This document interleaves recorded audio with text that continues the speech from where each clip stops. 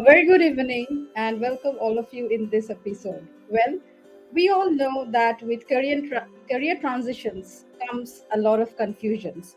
Today, I'm going to focus and learn a lot of valuable insights from my incredible guest, which who will come join us soon, and we will be talking about the challenges, the advantages, disadvantages of doing a career transition from academic research to life sciences industry per se. And also, we will learn about a fascinating area of science, the metabolomics area. Well, today I have Dr. Bijon Chatterji with me, who is presently the Director of Business Development and Go-to-Market Strategy in working in an Austrian company named as Biocrates Life Sciences. And today, Bijon will give us a lot of insights. I'm sure this episode is going to blow your mind up. So let's get in and stay tuned till the end.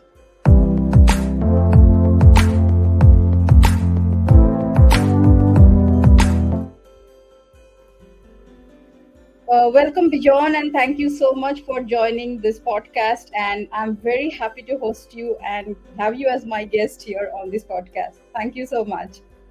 Thank you, Gargi. Thank you for having me. It's truly a great honor to be here, and it's a great format. Watching your these episodes for a while, and it's very impressive. Thank you. Thank you, Bijan. I think we have a lot of things to learn from you, right? About the science, about a very pertinent thing when it comes to career transitions, because I think you are a living example and you have lived that life actually already. So, before going into too many questions, Bijan, definitely please, if you can walk us through your journey from right from your rich academic research career and to your present position and work that you're doing at Biocrates Life Sciences. Sure. Thank you very much. I'll keep it, let's say, brief. I'm a trained bioscientist.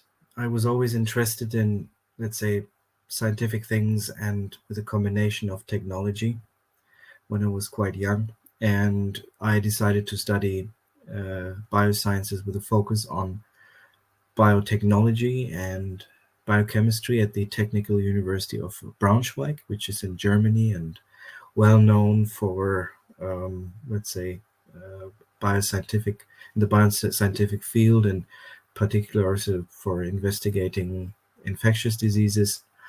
You might know the Helmholtz Center, which is located in Braunschweig.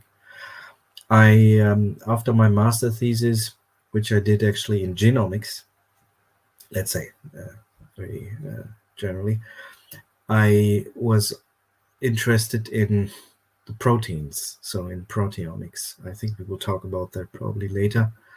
But I started to do my PhD, that's now 20 years ago, at the Fraunhofer Institute, also in Germany.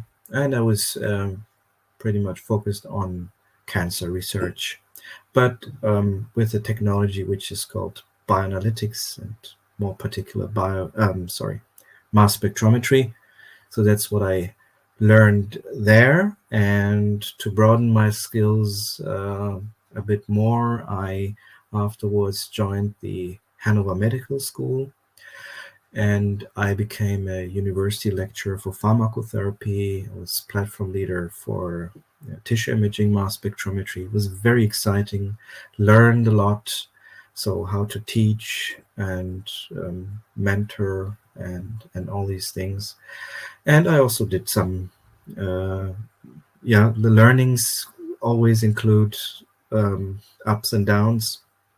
But at a certain point, after 10 years of R&D in academia, I then decided to switch to the industry, which I was always interested in, and Fraunhofer is a good example how to combine both. And one of my friends was joking, very good friends of mine was joking with me, and those of you who are familiar with the Star Wars things told me, okay, so now you're going into the dark side of the Force. And that was quite funny. But at the end, of course, it's not the dark side. It's the complete opposite. It's simply different to academia. And I worked for a while for Agilent Technologies, which is more into, again, into bioanalytics. And then almost 10 years ago, I joined Biocrates Life Sciences, which, as you said, is an Austrian biotech company focusing on metabolomics. So I traveled, let's say, the complete road from genomics to metabolomics. And that's where I am currently. Besides other countries, I'm responsible for the Indian market, which is a very interesting market indeed. And as you said, for go-to-market strategies, and we might come to that later. Thank you, Bijon. I think listening in these few minutes, your extensive journey is itself it serves a point of inspiration for many people who might be looking up to this kind of a career transition. So, as you were speaking, one thing was just running in my mind, like. Was there any specific reason or any point of inspiration or motivation that you did this switch from academia to hardcore inside the life science in I mean the industrial industry itself? Uh, Gargi, that's a very good question, because I think young people who just finished their studies actually do need some helping hands, some mentorship. To be very honest, I did not have that. And of course, I had some, let's say, maybe professors and, let's say, older, more experienced people that I asked. But at, I would say, generally, switching from, let's say, academia to industry, for me, the interesting part was to translate sort of the basic research that you had learned into application, into real world solutions, let's say, more or less. And what you always find also in industry is that there's an enormous fast pace of innovation, and it's a very dynamic field, but nevertheless it's very results driven. So I know that that holds also true for academia, where you're probably more into publishing your results. I think there is a famous proverb that say publish or perish, but in the industries is again it's quite similar, and you need to deliver. And that I also had to learn, but to some extent it also motivated me, because there's always new things that you need to achieve. You have enormous resources, tools, and equipment, in most cases up to date. And I mean, that's extremely exciting to work with all these, not only tools, but also with the people with a great knowledge. And I should also mention the funding situation in academia. You might have, maybe at the beginning, not that kind of stable funding situation, because you have to apply for funding. Sometimes you need this funding to for yourself, for your own position. So that is the discussion about the short-term and the long-term contracts. And industry probably has a more or less stable funding, also in terms of that contracts. And I think for your personal stability, let's call it like that, it's probably also quite interesting. Um, let's also not forget that in industry you have plenty of career opportunities. Uh, and again, I'm not saying that academia is you don't have that. It's simply different. But I just want to explain that also in industry has a lot of advantages.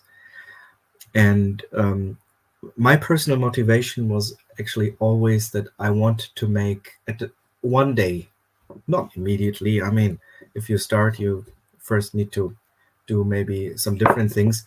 But at a later stage, I wanted to make an impact on the company's strategy, on the vision. And that was very motivating for me. And of course, you can always broaden your own skill sets but maybe more, let's say, focusing towards project management, understanding markets, developing markets. That's something you can also start as an R&D scientist in industry. No question about that. But that's not what I did finally, and I can really say I don't regret it. There's a great professional network. Networking is aspect is super important here, and don't forget, even if you now work for academia, sorry, for industry, you can still combine it with academia, and so it's not completely lost. And let's say from my heart, I'm still a scientist. I think scientifically. I love whenever there's an interesting scientific topic, and I love to discuss that. Thank you, Bijon. I think it's a very wonderful thing to know from you, and how you actually, I'm sure that when you wanted to do this transition, you had a lot of points of confusion, of course, but you were quite focused and you knew where you want to go. So, well, before I go to the next question, I see a cup there that you're having. Can you tell us about that cup? That's interesting. Oh yes, that's actually a cup from my son, from my oldest Wow. son, and that was Father's Day. I just read it. It was Father's Day 2019. Now he's almost 10, but and he painted something on the So, cup, so sweet. and I think he Wonderful. started to write something. Yeah, Thank always very you. proud of my kids, of course, Of course, both of of them. course.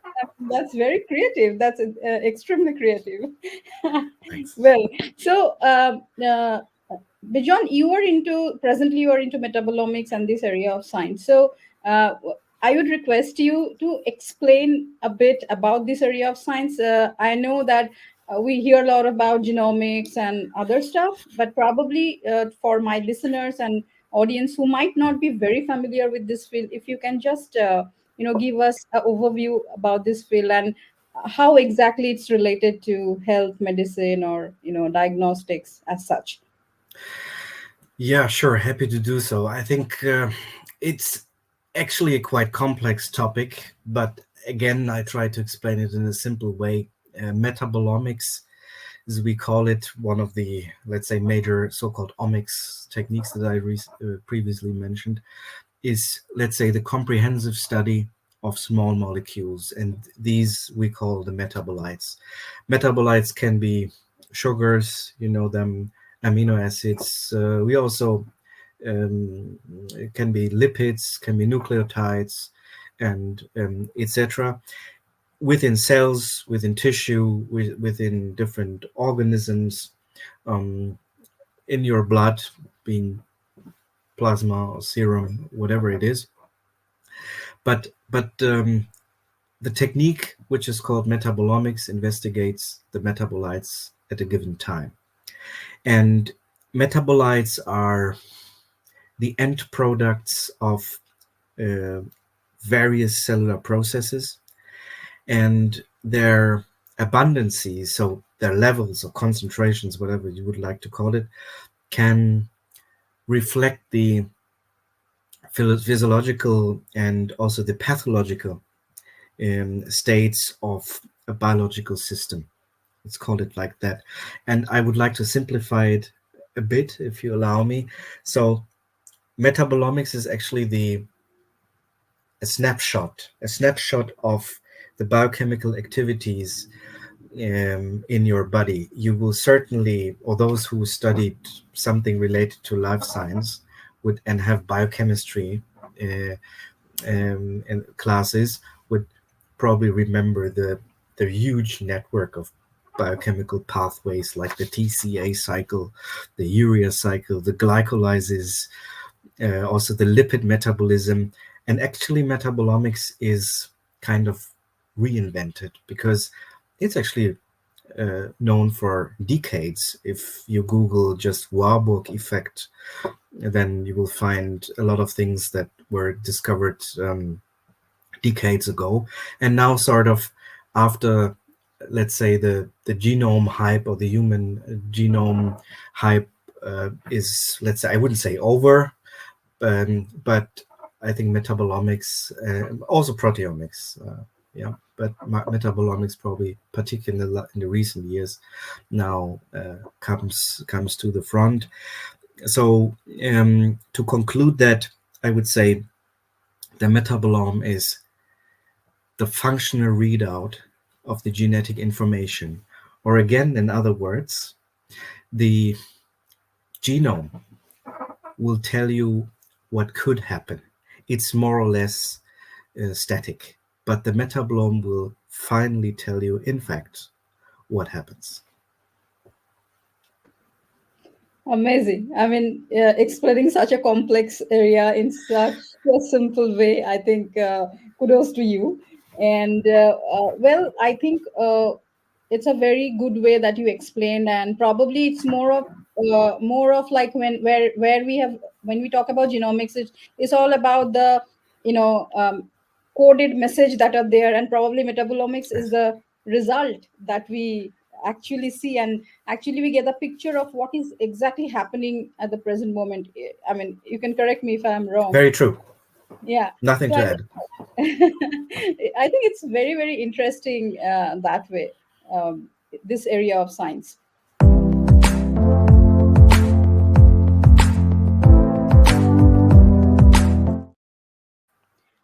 So Bijon, I have another question. Like since you are in the industry and in this field, so how metabolomics is used as such when it comes to precision medicine, and how could we relate, or if you can highlight the recent developments, that would be nice. Well, I certainly do not have, let's see, the complete and the complete story I can tell you, because it's developing Mm, uh, constantly. But let's right. say the major trends I would Mm, probably would like to highlight for the sake of time, maybe.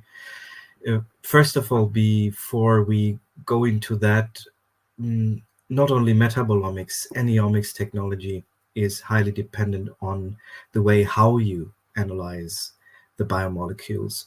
And metabolomics, let's say, is currently analyzed by, I would say, three different techniques.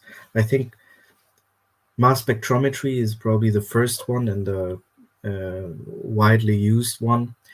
Mass spectrometry can be combined with liquid chromatography, which we call simply LC, so that's why it's LCMS, or GCMS, so GC stands for gas chromatography, particularly for volatile compounds, for instance. Very interesting.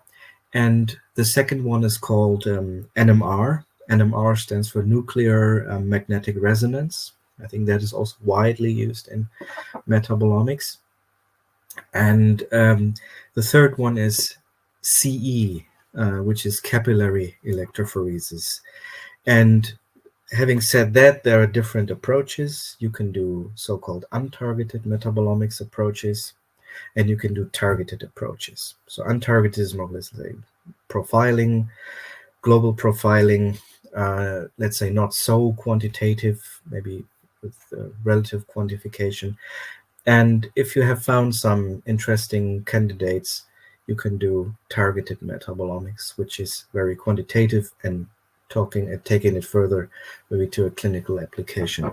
I think there is no way out of doing targeted metabolomics. And having said that, coming to the core of your question, I think um, how is it used? I would say pretty much in the clinical context, what's about biomedical context, in finding new biomarkers of disease. Obviously, at a very early stage.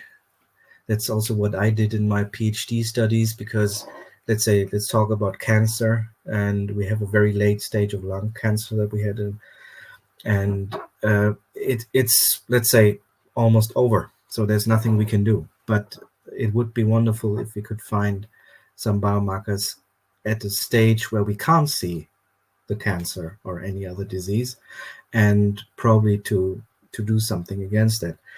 So drug development is another point. Another buzzword that we heard several times is the microbiome research. A couple of years when I pitched that to one of my clients, he said, that's just a hype, forget about it, next year you will be presenting something else. And unfortunately he was wrong, because if you look into PubMed, you will find a rising number of studies related to microbiome, gut brain or gut host microbiome interaction, and all these kind of topics.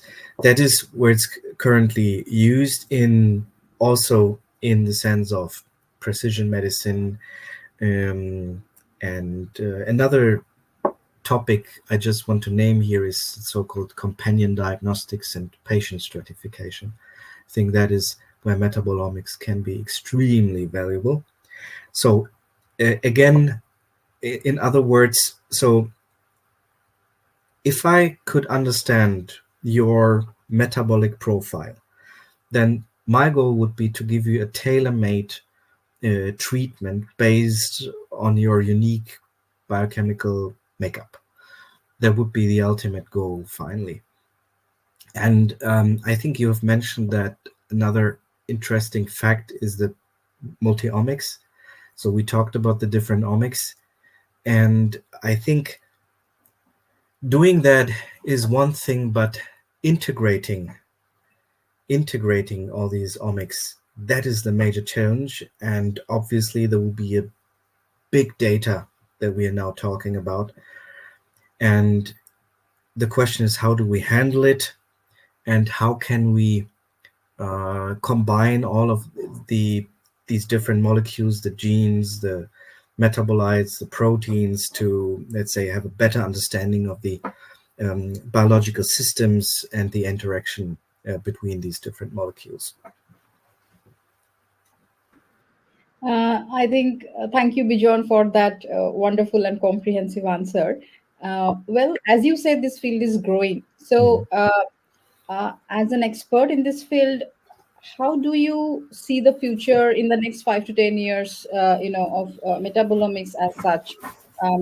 If you can give us some more inspiring notes, because I think right now you told that we can give specific treatment plans based on a metabolic profile. So I think it's almost like what we call as molecular signature kind of Yes. stuff.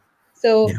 that is, it sounds like a sci-fi, but I mean, it is science fiction, but it's not Mhm. anymore. So probably, as you see the growth of this, field, uh, how you see the future in the next 5 to 10 years with metabolomics and precision medicine as such.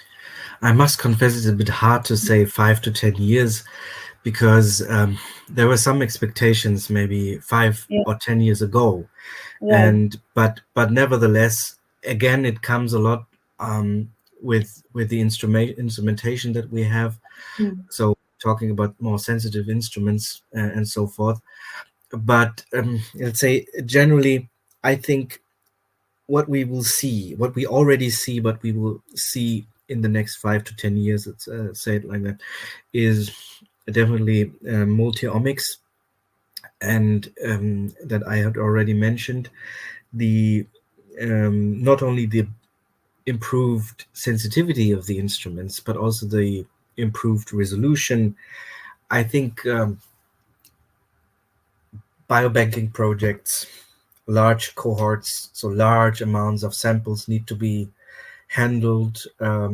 We talked to a very famous PI recently from a large biobank who said, well, I simply want to get it done. I have thousands or even more thousands of samples, and I want to see uh, getting them analyzed before I retire. It sounded a bit funny, but he was actually right, because we now need the tools, and we're talking about automation and high throughput analysis. So I think that is the key of the future, and we already see that. My company, for instance, has already developed now something in collaboration with another a vendor, how to overcome the situation, how to really tackle these large cohorts. Another point I would like to make is that I think we will definitely see some so-called tailored treatments that I just mentioned, and you can already see some interesting results in, let's say, early disease detection. And you will also find many pharmaceutical companies involved in clinical trials, several drug developments, and if you see the pipelines, and I think in the next 10 years, we will definitely see something related to metabolites. It's already in progress, and but I'm extremely excited to see the outcome. Mm, I had mentioned the microbiome topic. I think the personalized nutrition is something we will see in the next years. The gut brain, the gut heart, and everything gut immune system axis is definitely another point. Artificial intelligence, big data, no question about that. There is no way out. Um, well, along with that, also AI driven new biomarkers, therapy response, drug monitoring or therapy monitoring, and so forth. And there is a new field that we will see in the future, which is called pharmacometabolomics. So I think that is definitely something, particularly for disease areas, or we call it indication areas, like in neuroscience. You know that there are several new neurodegenerative diseases. So some diseases that we already knew, but they become the new, let's say, the new normal. Let's say Alzheimer's disease, multiple sclerosis, Parkinson's disease, and so forth. Also, a stroke, heart diseases, coronary heart diseases, for instance, something which is which needs personalized treatment that we will see. And last but not least, the big population studies that we see in the last 5 to 10 years already will become a more important will play a more important role in the future, and the biobanking initiatives that we will see, because that is more, let's say, general approach and within, let's say, an epidemiological approach. But you will see that we have different indication areas just mentioned where we will see also maybe some applications in the future.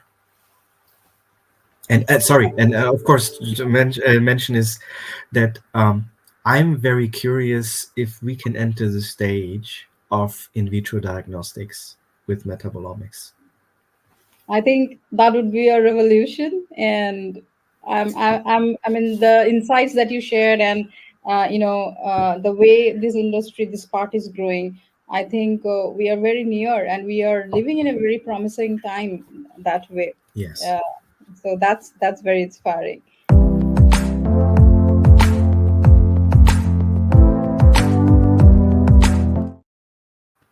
So, Bijon, we talked a lot about science, understanding this field, but I think with your career journey and the kind of experience you bring, as I said that, what were the biggest challenges, if you would like to share that with us, that when you actually made this transition from academy to industry, what were those biggest challenges and how exactly you battled them out for Mm. yourself? I have to think about it. That's a very good question again. Mm, I would say I always you need to compare academia to industry, and again, there is no good or bad. It's different, but maybe as a young scientist or someone who thinks about going into industry, you might be aware of that there are certain degrees of freedom in research that you will have in academia, but not in industry. And for me, it was definitely a challenge to losing these degrees to a certain extent. Although, again, in my PhD thesis, I was into already collaborating with pharmaceutical companies, and I first had to learn it that the way of thinking is probably a bit different. In academia, you could you could say that, well, I'm doing just an experiments because I just want to do it. I'm curious about it, and I just do. And your professor will say, "Yeah, okay, go ahead." So, which is a privilege at the one hand, um, and the second one I was struggling a bit was how can I transfer actually my know-how from academia, so which is basic research into application. That's again a different thinking, and the third one is completely apart from research because I went to the industry, let's say within marketing and sales, let's say more general and market development. So you need to understand customers' needs. You need to build customer relationship networking. You need to understand how different markets function and how you develop markets. That I had to learn really from the scratch, and which also comes with experience. Um, but that I would say are the three major challenges I had. Thank you for sharing your challenges and the way you slowly got into the track and you are where you are. Well, so just out of curiosity, and maybe this question or the answer that you give might be very helpful for people who look into this kind of a transition. So, Bijon, are there any specific skills or skill sets that one might need to develop, or if they don't have that, they can Mhm. look into learning as well if they are thinking to do a transition from academic research to the industry? Mhm. Generally, you can learn almost everything. You Yeah. just need to be willing to learn, and you uh, should never give up. I think that's the first thing. First of all, it sounds a bit, yeah, like follow your heart. Yeah. But at the end, it is what it is. You need to do whatever you like, even what you love to do. And that is one mistake. I had some students who were asking me exactly that one. I said, uh, if you're really enthusiastic about something, you will be successful at the end. Or if you really stand for something. And this never giving up some thing is important because there's, I think, a Japanese saying. It says that you can fall down 7 times, but you need to stand up 8. So I think that is something that was always important for me, inspiring. There was certainly you need to have some degrees of curiosity. If you're not curious, if you're not willing to explore, if you're not willing to learn new things, then it's quite tough. For me personally, apart from that, what I just mentioned is my analytical thinking that helped me a lot. I learned that during my studies, and particularly during my PhD studies. So it is the balance between uh, rationality on the one hand and emotionality at the other hand, which is also very tough sometimes. And I'll give you another example from my studies. One of my professors once came into the lab. I was, as you, those who do research or do the PhD thesis will know that sometimes you will be in the lab quite late in the night and doing some experiments, trying and trying. And my professor told me, you're still here, which is good. I said, why? I just want to go home, actually. But I said, that's something you need to learn, is that um, The experiment actually will tell you what to do next. It's not you who is in control of your experiment. So the experiment will tell you what would be the next step. So it's a bit of surprise, but this is exactly research. And these are probably some skills that I already had. And if you go into industry, it's in a different level, but quite you can compare it at certain levels, and you always need to be prepared for something that is unexpected. You can never have the 100% control about something. You need to have concept, of course, but you need a concept also if you do in academia an experiment. So you need to have a plan first, and you need to be able to adapt. You need to be flexible. You need not to ask all the time your supervisor, "What should I do next? What please advise?" I always hear the term, "Please advise what to do." Forget about that. Of course, your supervisor will tell you generally, maybe the big picture or where to go, and but at a certain time, you just need to try and error thing, and you need to be brave enough to do that at within the given degrees of freedom that you have, of course. But that is, I think, super important, I would say. Thank you, Bijon. It was very useful. I mean, at least I am learning a lot. I'm sure who are watching this at this moment or who will be watching this video later, they will get a lot of practical insights from what you're sharing today. And thank you once again for that. Well, Bijon, a few minutes earlier when we were talking, about your transition from academy to industry, you mentioned about networking. Mhm. So, as you speak, I was just thinking, like, how networking does it really help if we are doing networking? Does it really help in a career transition somewhere, or it is just like how we hear many other things?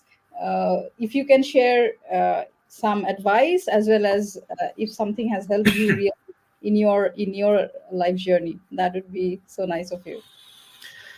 Yeah, I think we touched that point earlier. Networking is, I cannot emphasize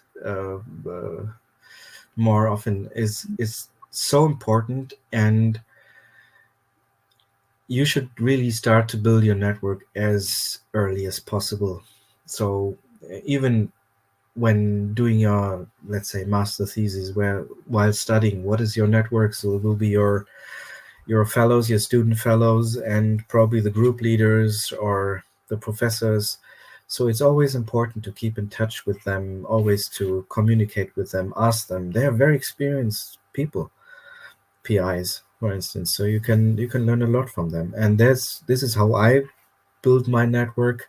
I'm still in touch with my old group where I did my master thesis, and sometimes I also visit them, and it's always a very nice reunion, um, to some extent. And later you have, let's say, master thesis is maybe a small problem in comparison to the PhD thesis, which is a larger problem and something no one ever in the world has solved, more or less. And the network is important to help you to, first of all, develop yourself further. That is something I learned pretty much with in the industry. We have a here at Biocrates a great management team, very knowledgeable, and if you ask them for advice, they will tell you, okay, if you maybe I can't help you, but I know someone who could help you to reach your goals. So that is, let's say, the important thing. It's essential because you always have to take into account that a network is about nurturing a network. It's about taking and giving. So you need to give something, and then you can maybe expect something in return. And it's networking is not just adding someone on LinkedIn or any other social media, but you always need to communicate with your network, and then it will help you a lot in academia, for instance, the academic collaboration is important if you build, as an example, a scientific consortium, for instance. This is already a network, and you need to do the networking because everybody has different skills, different maybe approaches, different opinions, and you need to be open for that, and you can learn a lot from that. And same as in industry, different levels. That's why I think it's there is no way out if you think that you can proceed in your career without networks. I don't believe in that. Thank you, Bijon. Thank you so much. We are almost coming to the concluding part of our conversation, though I really don't want to let you go. But yeah, so Bijon, would you like to tell us something about the event that you do? Because I have attended one of your events, but I think almost 1 or 2 years back that you do. If that is permissible, would you like to share a bit about your event and how people, if they want to get into know the field of metabolomics, how they Yeah, can, you know, get in touch or get registered there for attending the event? yeah. Thanks for touching that. Generally, I do several events over the year, so you will be most up to date if you just visit my LinkedIn page profile, and then you will find all the events. But what you're referring to, talking about, is so-called Metabolomics India. Yeah, exactly. And Metabolomics India was indeed an experiment. So I learned that from the past, and I try to translate it into where I am currently, because um, I don't have to explain you about the potential of the not only Indian market but also about the great knowledge of Indian researchers, and we thought to sort of giving them a platform to present their data, to present their research, not necessarily something related to what I currently do or our company Biocrates, but of course, let's say the core topic is always metabolomics, and we started that 3 years ago, and we had an overwhelming response because that was the first, I must say, virtual metabolomics symposium. It's always very tough to bring in for a large country like India to bring all those researchers to one spot. And so there will be another Metabolomics India, most likely in November of this year. And I think last time, or let's say together, we had more than 1,500 participants already, and I'm really looking forward to the third edition now. There will be different topics. If someone is interested to join, the agenda is more or less, let's say, already everything is set. But if there is an interesting topic, I'm always happy to discuss. And yeah, I'm really looking forward to that, and hope you will be there as well. So really looking forward to that, and I'm very excited. No, I mean, I just a one-liner. I would just touch upon Yeah, like about Metabolomics India because I yeah, have attended not all the, but I think the first one or the second one. I yes, don't exactly remember yeah. the kind of presentations, the kind of knowledge. Because for me, it was also very new field. I had only a very basic idea about metabolomics at the time when I joined, but the presentations, I mean, it was wonderful. I mean, It's I about science, you know. yeah, It's I we barely missed don't talk about marketing stuff. We really let the science talk here. exactly, exactly. The scientists talk there, and the kind of researches that were presented, it was really fascinating. Thank you, Bijon, for sharing about You're metabolomics most India. welcome. Yeah. So, Bijon, last but not the least, like what advice would you give to researchers or scientists who are looking to move, making a move from academia to industry? Any Mhm. particular steps or some guidelines probably that would really at least give them not, I mean, give them a pathway to think in a more streamlined manner rather than just being confused and hitting here and there. That would be really helpful and very nice Yeah. of you. Well, if I can give an advice with my more or less humble experience, but let's say I could at least tell you how I did, or learning from my mistakes, what I would avoid is maybe something. And there are many other very more experienced persons you can also ask. But let's say generally, you whatever you do, I would recommend to start early about thinking about it. What first of all, what is the research topic you want to work in? Is it, let's say, just for instance, is it immunology? Is it more into analytics? Something, not just do something, but think about it. I think the studies are, for me, were extremely valuable because I did everything from microbiology, genetics, zoology, and botanics, everything. I mean, sometimes you need to understand, okay, what do you like, and sometimes you need to admit, okay, that's something I don't like. So I think that helps you a lot to focus. You can do more or less whatever you want within your studies, but I would recommend for someone who wants to work in R&D, not only in academia but also in industry, to go for a PhD, definitely.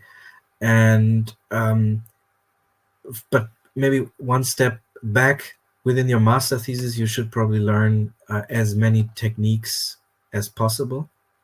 Learn, and don't say I know it better. You can always learn. Be humble. Yeah, sometimes it's always good. Just shut up, learn, steal with your eyes, more or less, and then move ahead. And within the PhD thesis, there is a maybe more complex topic, and there's maybe a very specific topic.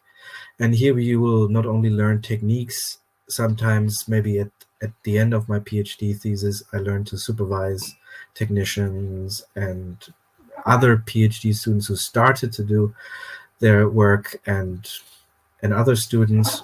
I think that is important, more into, let's say, the mentoring and leadership topics.